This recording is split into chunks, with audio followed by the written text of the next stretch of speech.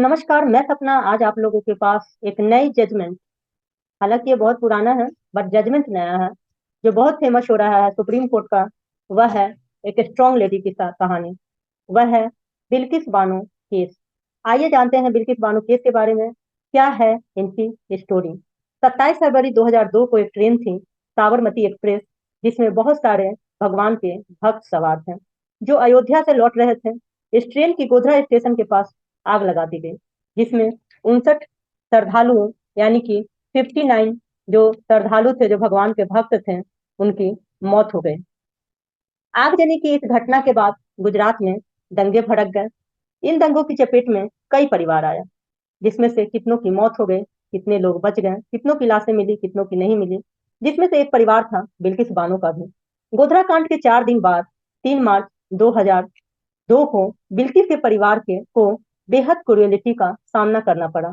उस वक्त 21 साल के बिल्किस के परिवार में बिल्किस और उनकी 3.5 साल की बेटी के साथ 15 अन्य मेंबर भी थे।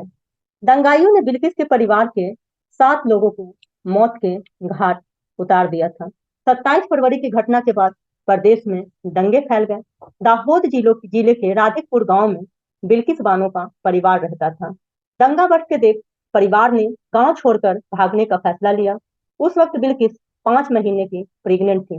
वह अपने 3.5 साल की बेटी समेत और परिवार के 15 अन्य सदस्यों के साथ गांव से भाग गई। 3 मार्च 2002 को परिवार चप्पड़वाड़ गांव पहुंचा और पन्नीवेला गांव की ओर जाने वाले कच्चे रास्ते से लगे एक खेत में छुप गया। अदालत में दायर आरोप पत्र के मुताबिक सजा पाने वाले 11 दोषियों समेत करीब 20-30 लोगों ने हथियार से लैस बिल्किस और उनके परिवार पर हमला कर दिया। हमले में बिल्किस की 3.5 साल की बेटी समेत 7 लोगों को मार दिया गया। बिल्किस की जो 3.5 साल की बेटी थी, बहुत ही छोटी थी, फिर भी उन दंगाइयों ने उस बच्ची को पत्थर पर पटक पटक कर मार दिया। बिल्किस एक माँ थी, उन्होंने हमलावरों से रिक्वेस्ट किया कि मेरी बच्ची को छोड़ दो, लेकिन वो लोग तो खून के प्यासे थे। उन लोगों ने उस बच्ची को पत्थर पे पटक पटक कर मार ही दिया। आरोपी बिल्किस के परिवार का पीछा कर रहे थे। वो जहां जहां छुप रही थी, वहां वहां वो ढूंढने की कोशिश कर रहे थे। जब बिल्किस 5 मंथ की प्रेग्नेंट थी, तब आरोपियों ने कई बार उनके साथ गैंग रेप किया। यहाँ तक कि उनकी माँ, उनकी चचेरी बहन, इन सब के साथ भी गैंग रेप किया गया और उन सब की हत्या भी कर दी गई। उनकी चाची, चचेरे भाई बहन, कई फैमिली मेंबर्स की हत्या कर दी गई। कुछ लोगों की लाशें मिली और कुछ लोगों की लाशें नहीं मिली, क्योंकि वो लाशें अनसेफ जगह पे थी, तो जिंदा लोगों को बचना मुश्किल था। तो उस अनसेफ जगह पे मौत मरे हुए लोगों की खोज कौन करे। इस हमले में केवल उनके परिवार के पुरुष सदस्य और एक 3 साल का बच्चा ही बच सका था। घटना के बाद बिल्किस कम से कम 3 घंटे तक बेहोश रही। होश में आने के बाद उन्होंने एक आदिवासी महिला से कपड़े मांगे।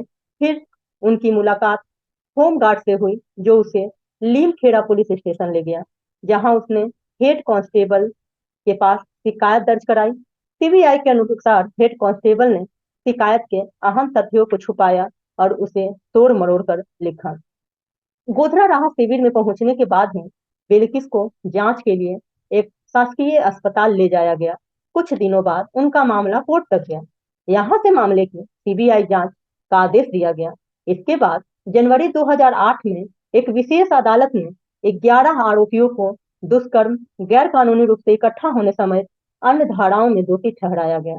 इस मामले में सजा काट रहे 11 दोषियों को 15 अगस्त 2023 को रिहा कर दिया गया था, जिसे बिल्किस ने सुप्रीम कोर्ट में चुनौती दी। सभी 11 आरोपियों को 2004 में गिरफ्तार किया गया था। इस मामले को अहमदाबाद की कोर्ट में ट्रायल शुरू करवाया गया। बाद में बिल्किस ने चिंता जताई कि यहाँ मामला चलने से गवाहों को डराया धमकाया जा सकता है और सबूतों से छेड़छाड़ की जा सकती है। उसके बाद सुप्रीम कोर्ट ने मामले को अहमदाबाद से मुंबई ट्रांसफर कर दिया। 21 जनवरी 2008 को स्पेशल सीबीआई कोर्ट ने 11 दोषियों को उम्र कैद की सजा सुनाई। स्पेशल कोर्ट ने 7 दोषियों को सबूतों के अभाव में बरी कर दिया, जबकि एक दोषी को की ट्रायल के दौरान ही मौत हो गई। बाद में बॉम्बे हाई कोर्ट ने दोषियों की सजा को बरकरार रखा। 2019 में सुप्रीम कोर्ट ने गुजरात सरकार को बिल्किस बानो को 50 लाख रुपए का मुआवजा देने का आदेश दिया। साथ ही बिल्किस को नौकरी और घर देने का आदेश भी दिया था। इन दोषियों ने 18 साल से ज्यादा सजा काट ली थी, जिसके बिहाफ पे इन दोषियों में से एक राधे श्याम शाही ने धारा 432 और धारा 433 के तहत सजा को माफ करने के लिए गुजरात हाई कोर्ट का दरवाजा खटखटाया। हाई कोर्ट ने यह कहते हुए याचिका खारिज कर दी कि उनकी माफी के बारे में फैसला लेने वाला जो उपयुक्त गवर्नमेंट है वह महाराष्ट्र है, न कि गुजरात है। सुप्रीम कोर्ट ने मई 2022 में गुजरात सरकार को 9 जुलाई 1992 की माफी नीति के अकॉर्डिंग समय से पहले रिहाई के आवेदन पर विचार करने का निर्देश दिया था और कहा कि 2 महीने के अंदर फैसला किया जाना चाहिए। गुजरात सरकार ने माफी नीति के तहत सभी 11 दोषियों को 15 अगस्त 2022 को गोधरा की उप जेल से रिहा कर दिया गया। उसके बाद सुप्रीम कोर्ट में कई याचिकाएं दायर की गई। यहाँ मैं आपको एक रूल बताना चाहती हूँ। वह रूल है कि जो एक्यूज होते हैं, जो कैदी होते हैं, जो उम्र कैद की सजा काटते हैं, अगर वो 14 साल तक अगर उन लोगों ने सजा काट लिया है तो वो माफी के लिए अप्लाई कर सकते हैं। और उस माफी के लिए जो अप्लाई होता है वो होता है रेमिशन लॉ के बेसिस पर, जो सीआरपीसी के सेक्शन 432 के अंदर आता है, जहां राज्य सरकार समय से पहले रिहाई का ऑर्डर दे सकते हैं। यानी कि हम लोग यह कह सकते हैं कि जो सीआरपीसी का जो सेक्शन 432 है वो सरकार को सजा माफ करने का अधिकार देती है। रिहाई के 3 महीने के बाद, मतलब कि जब 11 दोषियों को गुजरात सरकार द्वारा जब रिहाई कर दिया गया तो उसके 3 महीने के बाद, जो 3 महीने से ज्यादा समय हो गया था, बिल्किस बानो ने सुप्रीम कोर्ट के मई 2022 के आदेश को चुनौती दी। मार्च 2023 में मामला जस्टिस के एम जोसेफ और बीबी नागरत्ना की बेंच के समक्ष सूचीबद्ध किया गया। बिल्किस बानो की याचिका पर केंद्र, गुजरात सरकार और 11 दोषियों को नोटिस जारी किया गया। सुप्रीम कोर्ट ने गुजरात के बिल्किस बानो केस में सभी 11 दोषियों की सजा माफी को रद्द कर दिया है। सुप्रीम कोर्ट ने गुजरात सरकार के फैसले को पलटा है। इसके साथ ही गुजरात सरकार को फटकार लगाई है और कहा यह फैक्ट के नाम पर सुप्रीम कोर्ट के साथ फ्रॉड किया गया है। हाई कोर्ट की जो टिप्पणियां थी उसको छिपाई गई। गुजरात सरकार को माफी देने का भी अधिकार नहीं था, यह अधिकार सिर्फ महाराष्ट्र सरकार के पास था। भले घटना गुजरात में हुई, लेकिन इस मामले में पूरी सुनवाई महाराष्ट्र में हुई है। अब सभी 11 दोषियों को 2 सप्ताह के अंदर सरेंडर करना होगा, उन्हें फिर से जेल भेजा जाएगा, जो कि सुप्रीम कोर्ट का एक बहुत ही अच्छा निर्णय है। 11 दोषियों ने सरेंडर को सरेंडर करने का टाइम आगे बढ़ाने के लिए डिमांड किया है।